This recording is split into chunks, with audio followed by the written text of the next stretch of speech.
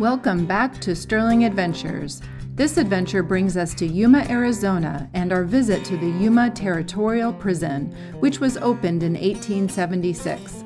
For 33 years, over 3,000 prisoners, including women, served sentences there for various crimes ranging from murder to polygamy. And later, we headed to Old Town Yuma to the Prison Hill Brewing Company. Thanks for watching as we explore this fascinating historical prison. Welcome to Sterling Adventures. We are Mike and Christine, two early retirees who are getting out in our RV to seek out new adventures. Thanks for tuning in, and be sure to subscribe to catch our next Sterling adventure. Never sleep, never stop. Every shot from the top. We're gonna be two hearts running wild. Hey there, and welcome back to Sterling Adventures.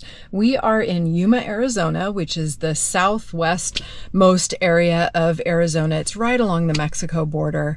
So today we're going to go on a little adventure and explore the Yuma Territorial Prison. It's a state historic park here in Yuma, and it is the first prison that the Arizona Territory had. And back in 1876 was when they opened their doors to their first prisoner. The prisoners actually built the prison, so that's really interesting. And a lot of the crimes were crimes against morality. So polygamy had just become against the law, and so some polygamists were there, some slave owners were there, doing time there. So we're going to go check it out. They have a lot of bios of all the prisoners from the past, and you can go into the cells and things like that. So we're going to go check it out.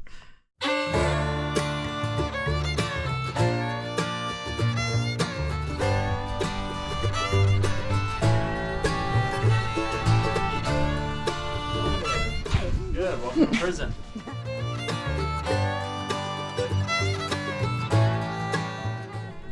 So we'll do two adults. Two adults. So just to let you know, we're going to be inside the gift shop right here, which will also be your exit out as well. Okay. Inside the museum building, restrooms are going to be on the right-hand side. And then behind the museum are the cells. We also have this little activity going on. It's completely optional. What it is, it's pretty much just questions for you to solve about the prison. Oh, okay. All the answers for these will be found inside the museum building. Okay. And then once you're done, bring it back, and then you'll get a key to the prison as a reward. All right. So we can get out. Oh yeah, that's there important. You go. Thank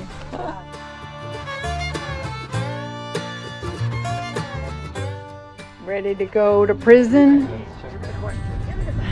So here's the main guard tower, and below the guard tower is an 85,000 gallon water tank, which they pumped the water from the Colorado River, which is right over there.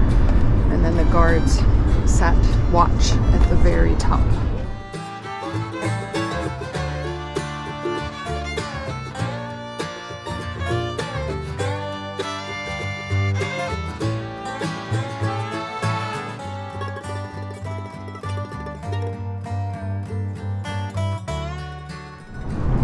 Over here is where the prison starts through the museum, and then we'll go into the prison over there.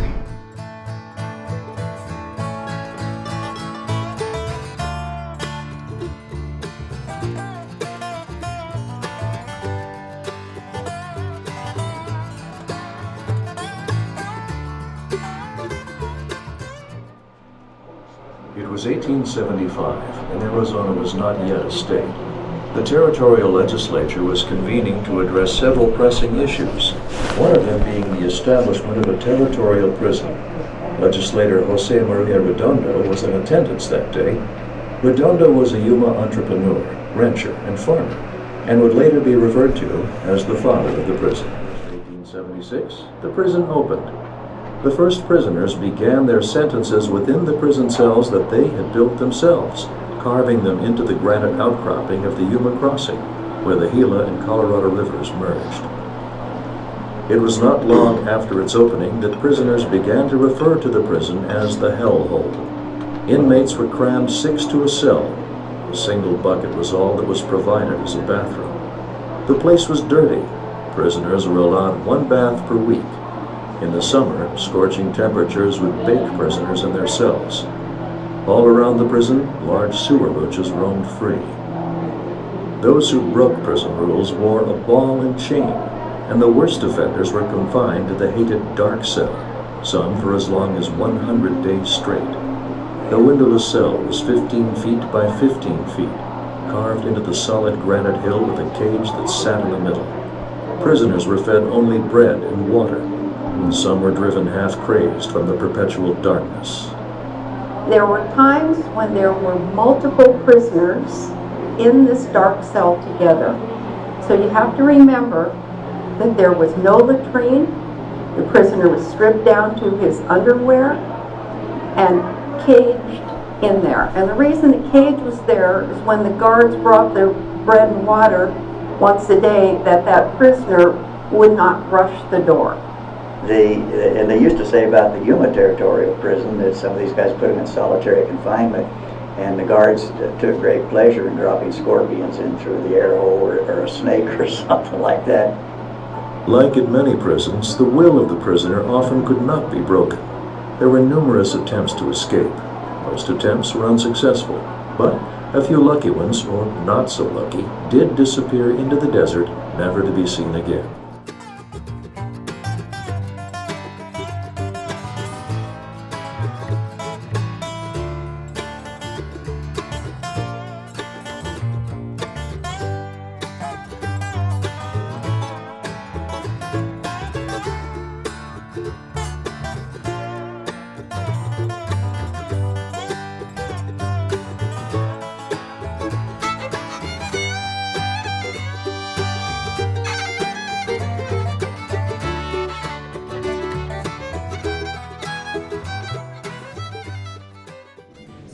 Like in 1910, this town of Yuma lost their school to a fire, so they looked to the prison because it was empty at the time to go ahead and house the high schoolers until the new school could be built.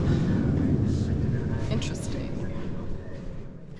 There were a total of 29 women jailed at the prison, including notable figures like Lizzie Gallagher, who was the first female prisoner, and infamous stagecoach robber Pearl Hart.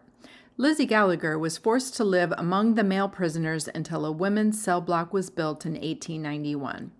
Pearl Hart was known as the Bandit Queen and was sentenced to 5 years for robbing a stagecoach, but used her feminine charms to serve only 3 years of her sentence.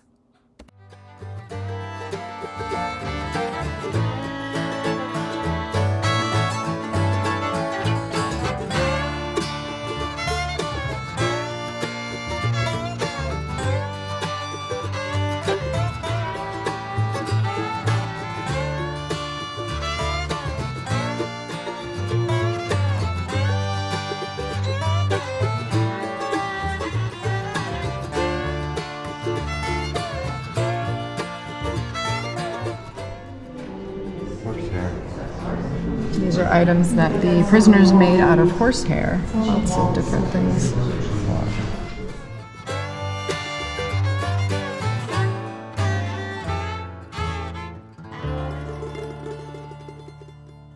Life at the prison was harsh. The prison was open air, exposing inmates to the bare heat of the desert. They also had the Arizona wildlife to contend with. Snakes, spiders, and scorpions often wandered into the prison cells. The prison was one of the most feared and hated prisons of the West. Many wonder if the prison is haunted. John Ryan, a prisoner who hung himself while serving term here, is said to haunt the prison to this day.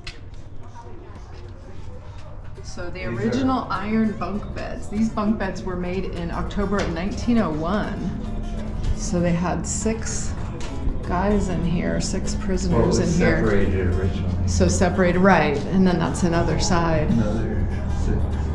This change from the old wooden bunks became necessary in order to rid the cell house of bed bugs, which became an intolerable nuisance. Look what Wow.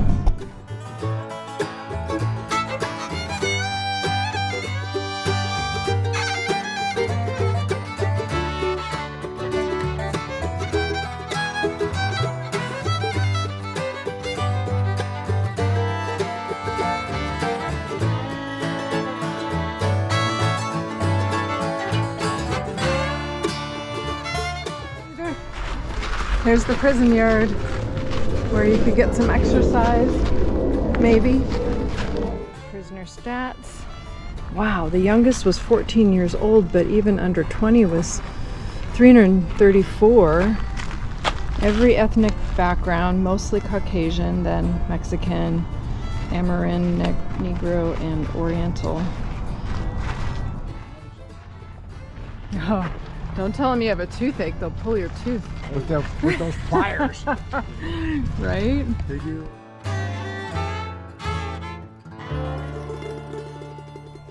Well, that's a wrap on Yuma Territorial Prison.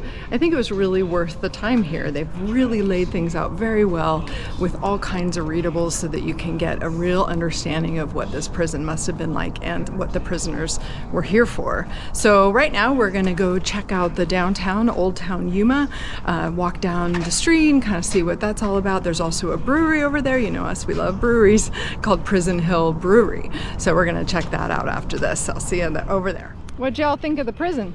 Oh, it's fascinating. Wow. Right? So Yeah. interesting how they took care of people. Yeah. That's the second after that.